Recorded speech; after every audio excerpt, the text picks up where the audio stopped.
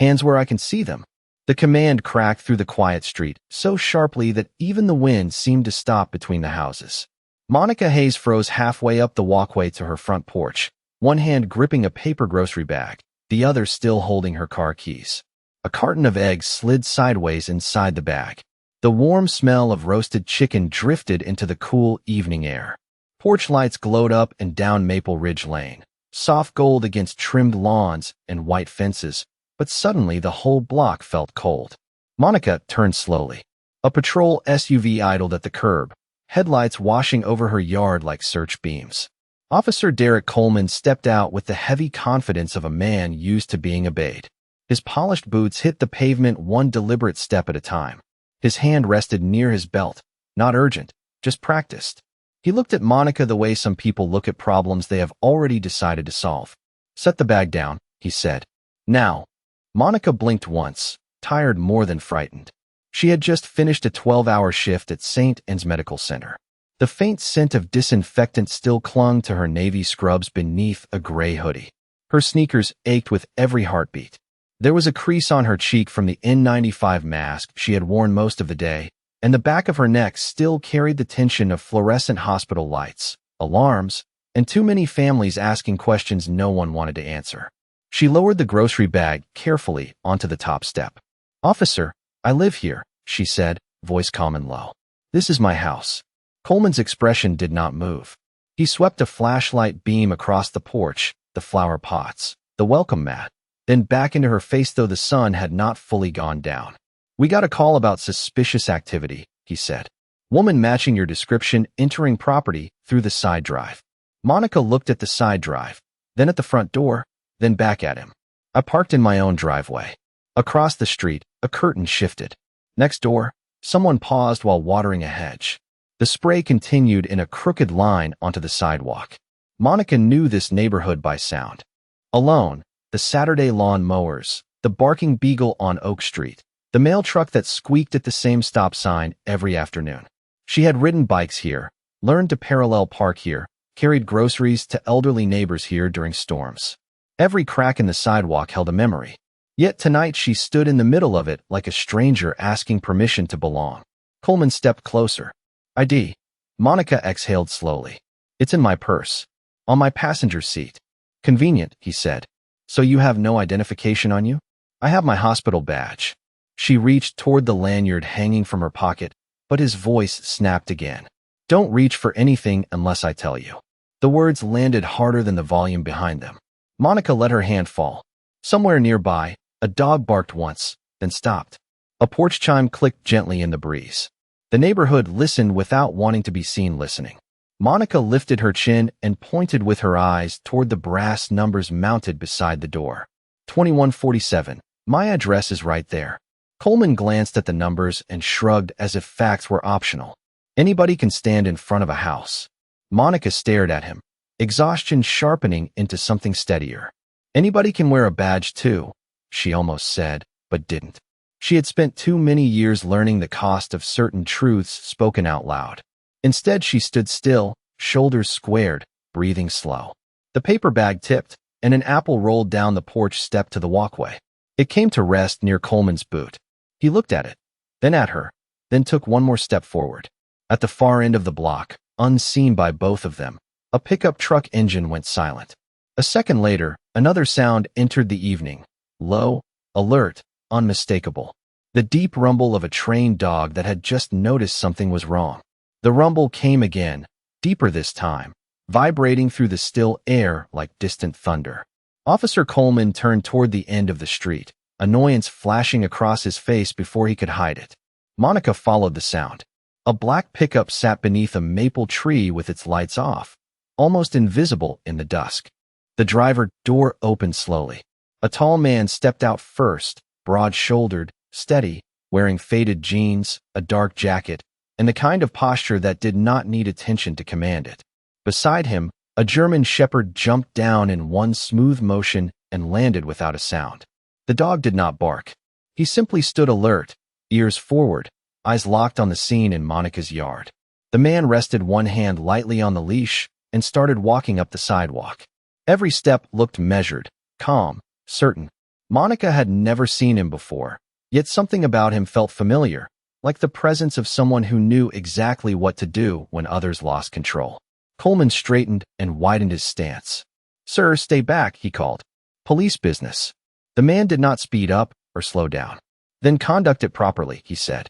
His voice was even, low, and carried farther than shouting ever could. The neighbors who had been pretending not to watch now stopped pretending. Mrs. Alvarez from across the street lowered her watering hose completely. Two teenagers paused their bikes at the corner. A garage door that had been halfway down froze in place. Monica noticed the dog before she noticed the man's face again. The animal's focus never left Coleman's hands. Trained, she thought immediately. Not aggressive. Controlled. Disciplined. The same way ICU nurses watched monitors without blinking. The man reached the curb in front of Monica's house and stopped. "Evening," he said, glancing briefly at Monica, then at the brass numbers beside the door. "Looks like she already told you where she lives." Coleman's jaw tightened. "Who are you?" "Neighbor for the moment." "That is not an answer." "It is enough for now." The dog sat instantly at the man's side without command. Coleman looked from the dog to the man, trying to measure both. "Move along," he said. "This does not concern you." A woman being detained at her own home concerns everyone on this block. Monica felt the air change. It was subtle, but real. A few moments earlier, she had been one tired nurse under a floodlight of suspicion. Now the street itself seemed to lean in behind her. Coleman turned back to Monica as if to reclaim the script. "Ma'am, last chance. Keep your hands visible and remain silent while I verify your identity." Monica almost laughed at the absurdity of being told to remain silent on her own porch, but fatigue swallowed the sound before it formed. She simply nodded toward the grocery bag still tipped on the steps. "My wallet is in the car. My dinner is getting cold, and I have to be back at the hospital at 7 in the morning." The man by the curb studied her face for a moment, seeing what Coleman had missed entirely. The under-eye shadows, the hospital badge, the compression socks above worn sneakers, the small tremor in fingers that came from exhaustion, not guilt. He looked back at Coleman. "You stopped the wrong person on the wrong day." Coleman scoffed. "And what exactly are you going to do about it?" For the first time, the man smiled, though there was no warmth in it. He reached into his jacket slowly, carefully, and produced a leather credential holder. He did not open it yet. The dog remained seated, silent as stone. Monica noticed something clipped to the man's chest pocket then, a small camera lens, dark and steady, pointed directly at the yard. Coleman noticed it 1 second later, and the confidence in his face flickered for the first time that night. The flicker lasted less than a second, but Monica saw it clearly. Confidence had drained from Officer Coleman's face the moment he noticed the camera lens clipped to the stranger's pocket. It was a tiny thing, no larger than a shirt button, yet suddenly it seemed brighter than the patrol headlights. Coleman cleared his throat and adjusted his shoulders. "Recording police activity can interfere with an investigation," he said, voice flatter now. The man finally opened the leather credential holder. Inside was a federal contractor identification card beside another badge Monica did not recognize. Coleman leaned forward to read it, then leaned back just as quickly. "Jason Reed," he said carefully. "Security consultant." Jason closed the holder. "Former Navy Special Warfare. Current K-9 training advisor for 3 counties, including this one." Beside him, the German Shepherd remained motionless, eyes alert, chest rising and falling in slow, controlled breaths. "His name is Rex," Jason added. He noticed his tension before most people do. Monica almost smiled for the first time all evening. Coleman glanced at the dog, then away. "That still does not give you authority here." "No," Jason said. "But it gives me experience recognizing when authority is being misused." The words landed softly and hit harder because of it. A few houses down, someone stepped onto a porch. Another phone screen glowed behind a curtain. The block had gone from silent to awake. Coleman turned toward Monica again, searching for ground he could still stand on. "Ma'am, if you would simply cooperate, this would be over." Monica looked at her own front door, 10 feet away. The wreath she had forgotten to take down after spring still hung there, tilted slightly left. Through the side window, she could see the lamp in her living room, the one on a timer. Warm yellow light spilled across the rug she bought after her first promotion. Home was inches away, yet the distance felt larger than miles. "I have cooperated," she said. I stopped walking. I answered your questions. I told you my address. I told you where I work. I set down my groceries because you told me to. Her voice never rose. That made every word sharper. What I have not done is stop belonging here. The sentence moved through the street like wind through tall grass. Mrs. Alvarez gave a small nod from across the road. One of the teenagers at the corner whispered, "Dang," under his breath. Coleman's jaw flexed. You are making this difficult. Jason answered before Monica could. No, she is making it clear. He stepped closer to the sidewalk gate, but not onto the property. Rex moved with him in perfect sync and sat again. You received a suspicious person call. Fine. You checked. The resident identified herself. The house numbers match. She has visible hospital credentials. There is no threat, no crime, no urgency. So now the question changes. Coleman said nothing. Jason's gaze stayed fixed on him. Now the question is why you are still here. The patrol SUV engine hummed in the background. Somewhere far off, a train horn sounded. Monica felt her exhaustion settling into a different kind of steadiness. She had spent years calming frightened patients with nothing but tone and presence. Tonight she understood something difficult and simple. Calm was power too. Coleman reached for his radio, then hesitated. Dispatch can verify the call. Then do it, Jason said. And while you are at it, request a supervisor. The words hit like a locked door closing. Coleman stared at him. You do not order me. No, Jason replied. I just know what happens next when someone with a camera, a trained witness, and an entire neighborhood has already seen enough. Monica looked around. Porches were full now. Doors stood open. Eyes met hers, not with pity this time, but recognition. Coleman slowly lifted the radio toward his shoulder. His hand was steady, but the rest of him no longer was. The radio clicked once in Officer Coleman's hand, then twice, but he did not speak right away. For the first time since pulling up to the curb, he looked uncertain about his own next move. The neighborhood noticed. Silence spread across Maple Ridge Lane in layers. Sprinklers shut off. Garage doors stopped humming. Even the usual evening chatter from televisions behind open windows seemed to fade. Monica stood beside the tipped grocery bag and felt the strange weight of being watched by people who had known her for years but were only now seeing the full cost of staying composed. Coleman finally pressed the button. Dispatch, Unit 12 requesting supervisor response to my location.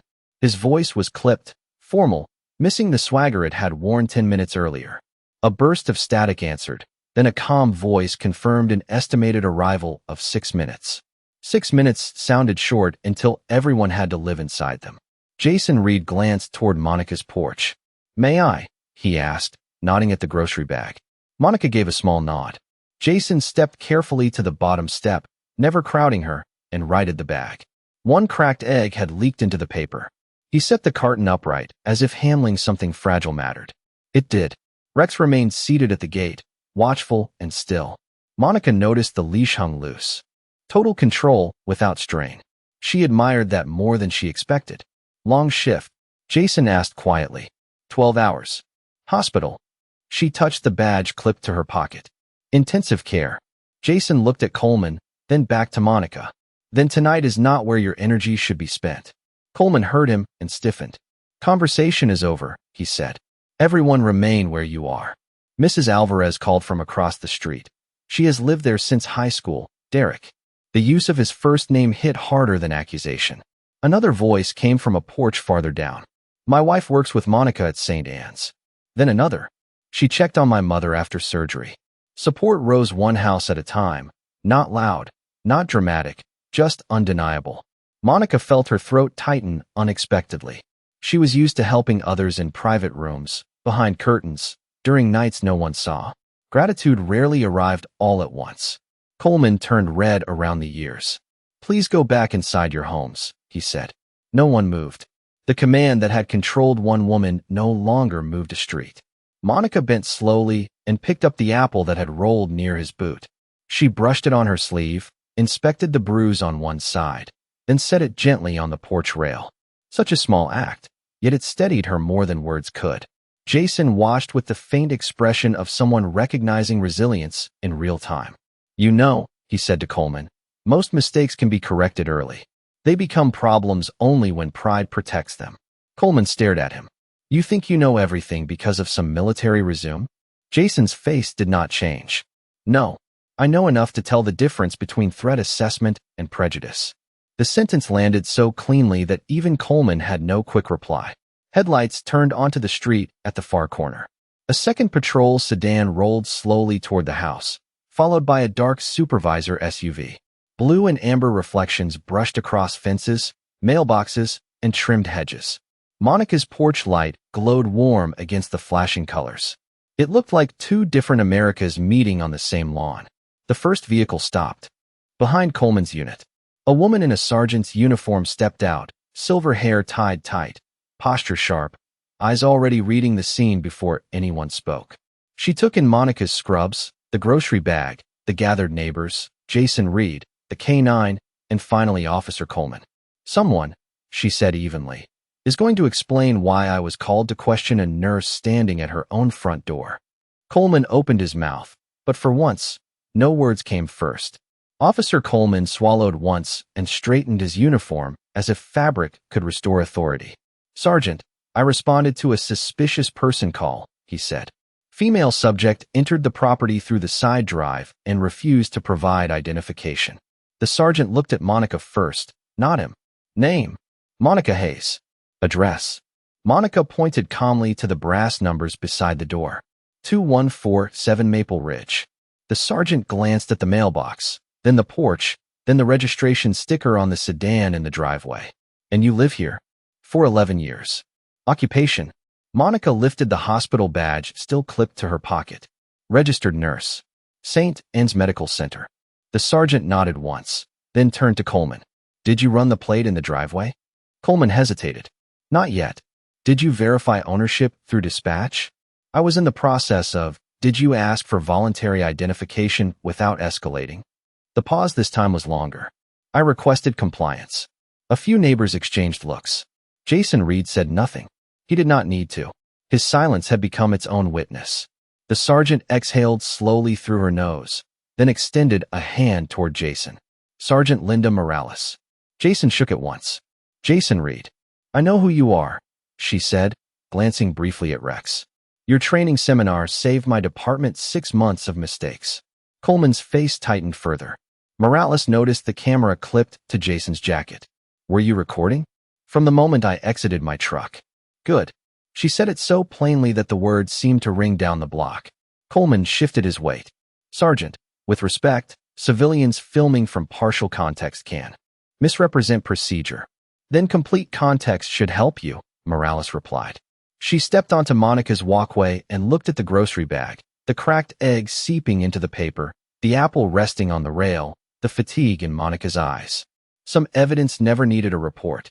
Miss Hayes, Morales said, voice gentler now. Did this officer inform you that you were free to go inside your residence at any time? Monica blinked once. No, ma'am. Did he tell you why you were being detained? Only after I asked twice. Morales closed her notebook without writing another word. Understood. The second patrol officer, younger and visibly uncomfortable, stood near the squad car pretending to study traffic that did not exist. Maple Ridge Lane remained lined with witnesses on porches and sidewalks. Nobody shouting, nobody grandstanding, just present. It was the kind of audience truth prefers. Morales turned back to Coleman. You made contact based on a caller report. Fine. But once residency indicators were obvious, your duty shifted from suspicion to verification. Instead, you prolonged a non-threat encounter in front of her home. Coleman's voice sharpened. I was maintaining control. Control of what? Morales asked. Her groceries? A muffled laugh escaped one of the teenagers at the corner before his mother hushed him. Coleman's ears reddened. Sergeant, she was argumentative. Monica looked almost amused despite her exhaustion. I said I lived here. Morales held Coleman's gaze until he looked away. Words are not resistance just because you do not like hearing them. The sentence settled over the street with the finality of a stamp on paper. Jason reached down and scratched Rex behind the ear. The dog remained composed, tail still, eyes softening now that the tension had changed shape. Morales stepped beside Monica on the porch. Miss Hayes, you are under no obligation to continue this interaction. You may go inside your home. Monica looked at her front door, then at the neighbors, then at Coleman. For a moment, everyone expected her to disappear into safety. Instead, she stayed where she was. "I will go inside," she said quietly, "after he understands. I was never the problem." No one moved. Even Morales seemed to study her differently after that. Some people carried authority in badges. Others carried it in dignity. And on that porch, under warm yellow light and flashing patrol reflections, the difference could no longer be ignored. The street held its breath after Monica spoke. No sirens wailed, no voices rose, yet something heavier than noise settled over Maple Ridge Lane. Officer Coleman stood beneath the wash of his own headlights, jaw tight, hands resting at his sides now instead of near his belt. For the first time all night, he looked less like authority and more like a man who had run out of places to hide. Sergeant Morales said nothing immediately. She had likely learned, over years in uniforms and midnight calls, that silence often revealed more than questions ever could. Monica felt the ache in her feet return now that adrenaline was fading. 12 hours in intensive care had taught her that the body always sent its bill later. She leaned one hand against the porch rail where the apple still rested beside a smudge of egg on the wood. The rail felt cool, familiar, real. Inside the house, the lamp in the living room glowed through the front window, soft amber over framed photos, and a couch blanket folded neatly on one arm. Home waited only a few feet away, patient and unchanged. Jason Reed remained near the gate, one hand lightly on Rex's collar. The dog had shifted from alert posture to calm watchfulness, ears relaxed, tail still. Animals knew when storms passed before people did. Jason looked down the street, giving Monica space instead of attention. It was a small courtesy, and somehow one of the kindest things anyone had done for her that evening. Across the road, Mrs. Alvarez finally turned off the hose. Water dripped from the nozzle in slow taps against the driveway. A child somewhere asked a question from behind a screen door and was quietly hushed. The whole neighborhood seemed to understand that something important was happening, even if no one could name it yet. Morales stepped beside Coleman and lowered her voice. Though the street was so still, every word carried anyway. "Do you know why this became a problem?" she asked. Coleman stared forward. "Because everyone interfered." Morales shook her head once. "Because you stopped listening the moment you saw her." Monica did not move. The words reached her like warm air after cold rain. Coleman swallowed. "I followed a call." "You followed an assumption," Morales replied, then defended it. The younger officer by the second cruiser looked down at his shoes. He seemed suddenly interested in the pavement lines and fallen leaves near the curb. Monica recognized that look too. Hospitals had interns who learned the wrong lessons from the wrong seniors until one hard night corrected them. She wondered if this would be that night for him. A breeze moved through the maple branches overhead, scattering a few dry leaves across the yard. One landed near Rex's paw. He sniffed it once and ignored it. Monica almost laughed again. Her body wanted rest so badly that even relief felt exhausting. Jason finally spoke, voice low enough to calm rather than command. "Miss Hayes, did you eat after your shift?" Monica glanced at the grocery bag and shook her head. "Not yet." He nodded toward the chicken inside. "Then Justice can spare 5 minutes for dinner." Even Morales smiled at that. It was brief, but genuine. Coleman looked at Monica then, really looked, perhaps for the first time. The creases from her mask, the tired eyes, the hospital badge, the groceries bought on the way home after caring for strangers all day. He saw the person after seeing the category, and the delay itself was the indictment. Monica met his gaze without anger. That seemed to unsettle him more than anger would have. She had no need to defeat him loudly. The truth had already done it quietly. Porch lights hummed. Patrol lights flashed slower now against fences and mailboxes. Somewhere a night bird called from the trees. Maple Ridge Lane no longer felt tense. It felt awake. Morales straightened her shoulders and said, "Officer Coleman, there are some things you need to say before this night ends." The words hung in the cool air as every eye on the block turned back toward him. Officer Coleman did not speak at first. The neighborhood waited with. The patience of people who knew silence could become pressure if you let it sit long enough. The patrol lights washed blue and amber across his face, making every hesitation visible. He looked towards Sergeant Morales, then at Jason Reed, then finally at Monica Hayes standing on her own porch with one hand resting lightly on the rail. She was tired, clearly tired, but steady in a way that could not be taught in academies or issued with uniforms. Coleman seemed to understand that now. He took a breath that sounded heavier than it should have. "Miss Hayes," he began, then stopped. His voice had lost the edge it arrived with. He cleared his throat and tried again. "Monica." Hearing her first name from him felt strange, almost fragile. "I handled this poorly." No one moved. It was not enough, and everyone knew it. Coleman knew it too. He glanced at the cracked egg in the grocery bag, the hospital badge clipped to her pocket, the brass numbers beside the door he had doubted minutes earlier. "I made assumptions," he said. "I should have verified facts before treating you like you did not belong here." The words came slowly, as if each one had to push past pride on its way out. Monica listened without expression. She had spent years hearing apologies from families who lashed out in grief, from coworkers who underestimated her, from strangers who mistook courtesy for weakness. Some apologies were meant to heal. Others were meant to relieve the speaker. She was still deciding which kind this was. Sergeant Morales folded her arms. "Continue." Coleman's ears reddened. "I was disrespectful, and I was wrong." Across the street, Mrs. Alvarez nodded once, as if confirming attendance had finally become accountability. The younger officer near the second cruiser looked up for the first time in several minutes. Jason remained quiet, but Rex rose to his feet, tension fully gone now. The dog shook once, collar tags clicking softly, then sat again. Even that small sound seemed to mark a turning point. Coleman looked directly at Monica. "I apologize." The street held still around the sentence. Monica could have answered quickly. She could have made him smaller with a single remark. She could have listed every humiliation built into 10 unnecessary minutes at her own front door. Instead, she asked one calm question. "Would you have apologized if no one was watching?" Coleman blinked as though struck by something invisible. The neighbors shifted. Jason's gaze lowered slightly, giving the question room to stand on its own. Morales did not interrupt. She seemed interested in the answer herself. Coleman opened his mouth, closed it, then looked at the pavement. "I do not know," he said quietly. It was the most honest thing he had said all night. Monica studied him. Honesty, even late honesty, mattered. "Then start there," she replied.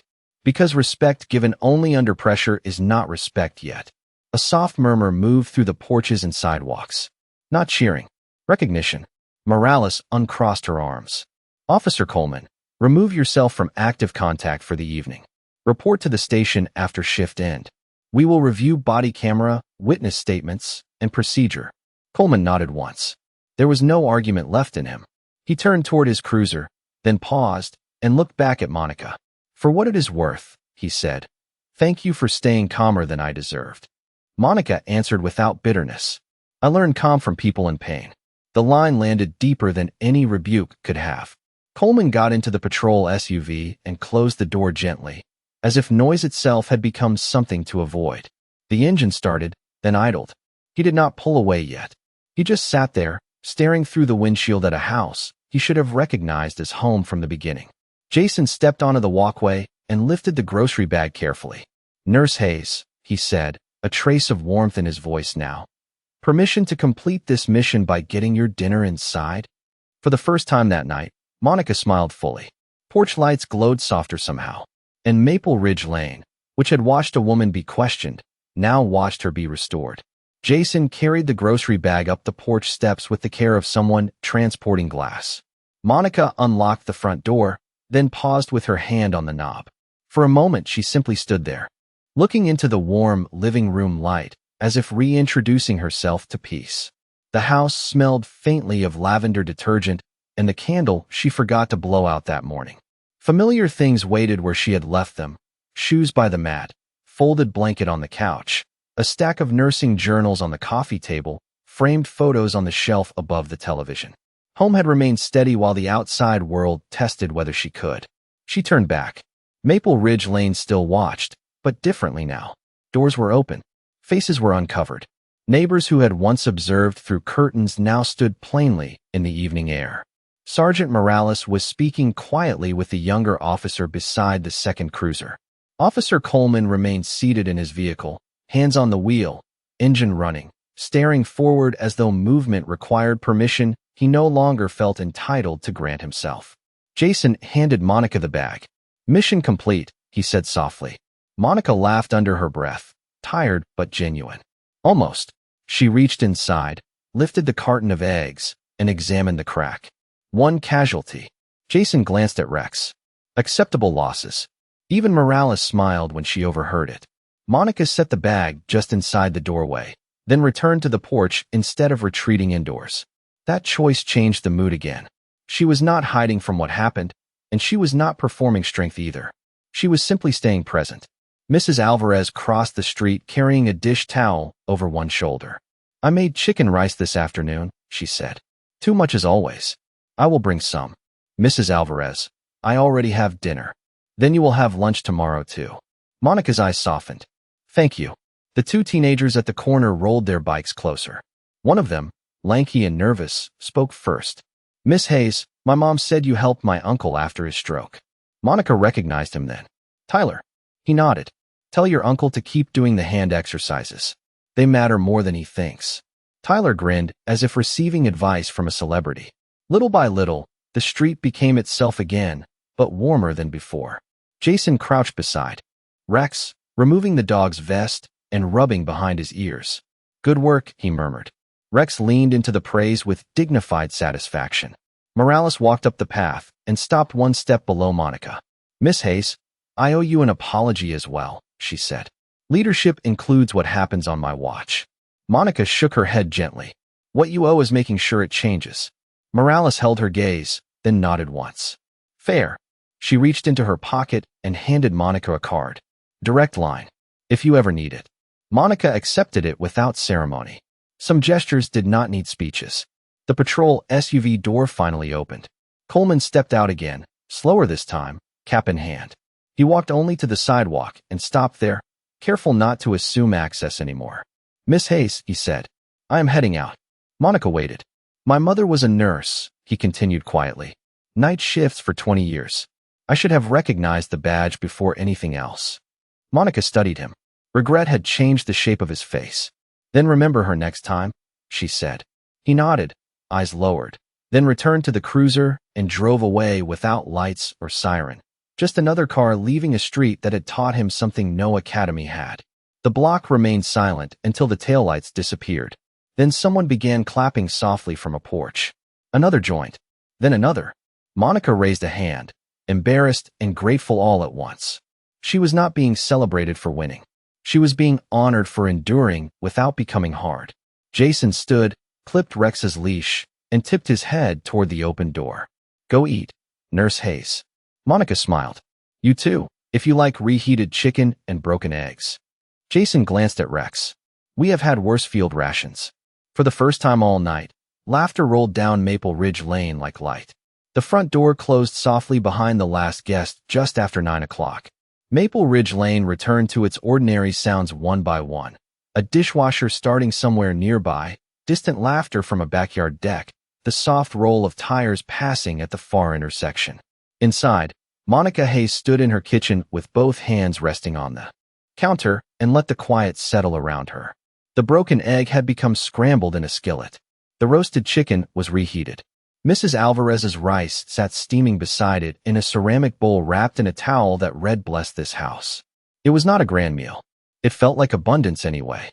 Jason Reed had declined dinner after all, saying Rex needed water and a long walk, but he promised to check in on the street before leaving town in the morning. He had said it casually, though Monica suspected men like him never did anything casually. She smiled at the thought. She carried her plate to the living room and sank into the couch. The lamp cast a warm circle over the rug. Her feet throbbed in rhythm with her pulse. She removed her sneakers, then the compression socks, and nearly laughed from relief. Some victories looked like medals. Others looked like finally sitting down. Her phone buzzed on the coffee table. Messages poured in faster than she could read them. Coworkers from St. Anne's asking if she was all right. Neighbors sharing clips filmed from porches. Tyler's mother thanking her for helping her son feel brave enough to speak. Mrs. Alvarez texting from across the street, even though she could have shouted through the window, "Eat while hot." Monica placed the phone face down. Love did not need immediate replies to be real. She ate slowly, tasting each bite as if she had forgotten food could have flavor. After dinner, she walked to the hallway mirror. The woman looking back at her seemed older than she had that morning and steadier than she had been that afternoon. The crease from the mask was still faintly visible on her cheek. There were shadows under her eyes. There was also something brighter there now. Not triumph. Clarity. She understood, in a way she had always known but never named, that dignity was strongest when tested. Another message arrived. This one from an unknown number. Thank you for showing my rookies what composure looks like. Morales. Monica stared at it, then typed back 3 words. Make it count. She set the phone aside and opened the front door. Night air drifted in cool and clean. The street was nearly empty now. Porch lights glowed. Like small promises. Across the road, Mrs. Alvarez waved from her window with a mug in hand. Monica waved back. Down the block, a patrol sedan rolled slowly past. Not Coleman's. The young officer from earlier sat behind the wheel. He stopped at the curb, lowered the passenger window, and spoke with respectful hesitation. Miss Hayes. Yes. I just wanted to say good night. And welcome home. Monica studied his face. He meant it. Good night, officer. He nodded once and drove on at neighborhood speed. No spotlight, no suspicion, just headlights moving gently through darkness. She stood on the porch until the taillights disappeared. Then she noticed something near the step. A small package wrapped in brown paper. No name, no note. Inside was a fresh carton of eggs and a folded receipt from the 24-hour market 3 miles away. Monica laughed softly into the night. Somewhere out there, remorse had chosen groceries over speeches. She carried the carton inside and locked the door. The lamp still glowed. The dishes could wait until morning. She turned off the living room light and paused as the house slipped into darkness, except for moonlight silvering the frames on the wall. Outside, the street rested. Inside, so did she. And in the silence after everything, justice sounded less like punishment and more like peace.